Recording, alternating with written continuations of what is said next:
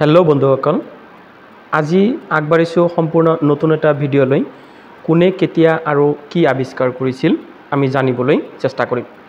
প্ৰথমতে থাৰ্মোমিটাৰ আৱিষ্কাৰ কৰিছিল গেলিলিঅ' গেলিলি।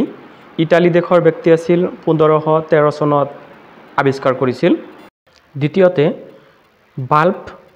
বাল্ব আৱিষ্কাৰ কৰিছিল টমাছ আলভা এডিছন। এওঁ আমেৰিকাৰ ব্যক্তি, 1877 চনত আৱিষ্কাৰ কৰিছিল।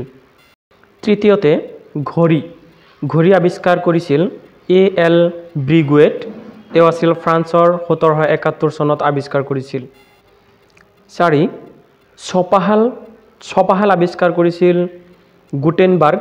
এওঁ আছিল জাৰ্মানীৰ, 1440 চনত আৱিষ্কাৰ কৰিছিল। ইয়াৰ পিছত আছে বেলুন আৱিষ্কাৰ কৰিছিল জেক আৰু জোচেফ মণ্টগলফিয়াৰ। এওঁলোক আছিল ফ্ৰান্সৰ, 1873 চনত আৱিষ্কাৰ কৰিছিল বেলুন।